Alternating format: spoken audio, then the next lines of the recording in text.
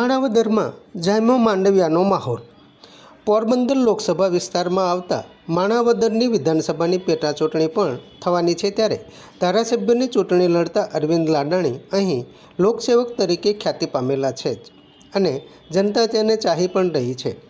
પરંતુ પોરબંદરના ઇતિહાસમાં પહેલી વખત અહીં કેન્દ્રીય મંત્રી ચૂંટણી લડી રહ્યા છે અને ઉપર પાછા નરેન્દ્ર મોદી પાસે જ દેશનું સુકાન રહે એવું લોકો ઈચ્છી રહ્યા છે, ત્યારે માણાવદરમાં માંડવિયાનો જબ્બર માહોલ જામ્યો છે।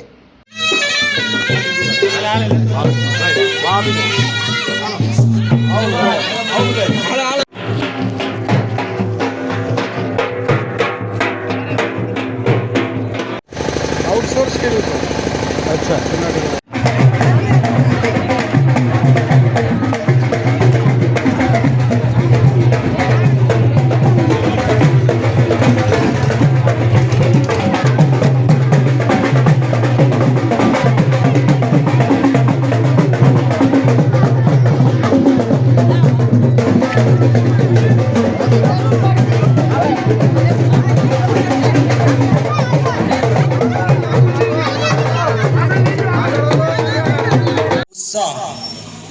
એ અમારી શક્તિ હોય છે।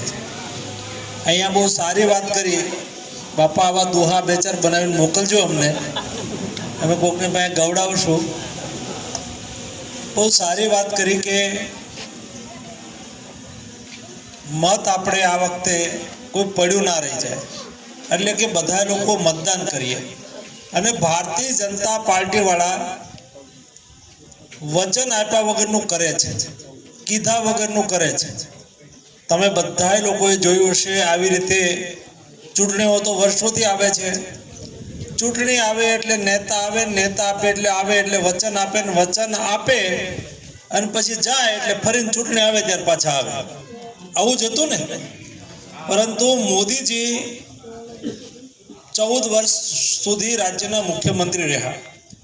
10 વર્ષ દેશના મોદીજીએ વચન આપ્યું હતું કે અમે મુફ્ત વેક્સિન આપશું, મફત રસી મૂકશું એવું કહ્યું હતું। થોડો જવાબ દેતા રહેજો ભાઈ।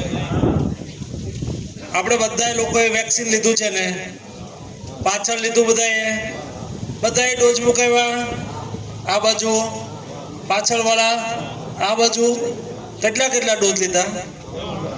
3। હું ભારતનો આરોગ્ય મંત્રી છું, ડોઝ ખરીદવા હું બેસતો હતો, 2000નો એક ડોઝ હતો। કેટલાનો? આપણે 3 ડોઝ લીધા એટલે કેટલા પૈસા થયા? ઘરે 5 લોકો હોય તો કેટલા થાય? 30,000 થાય ને। આપણે 1 રૂપિયો દેવો પડ્યો? કોઈ અમે કીધું હતું કે અમે રસી મફત આપશું? અને એ તો જીવન મરણનો સવાલ હતો। કદાચ સરકારે મુફ્ત વેક્સિન ન આપી હોત, આપણે ઉછીના પાછીના કરીને પણ રસી મુકાવી દેત કે ન મુકાવી દેત?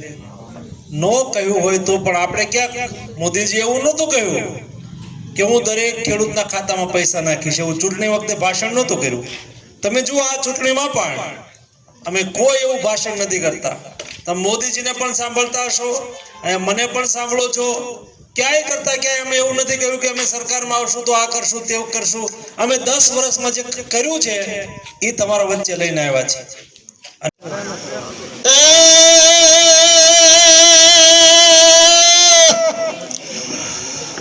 મોદી સાહેબે મોકલે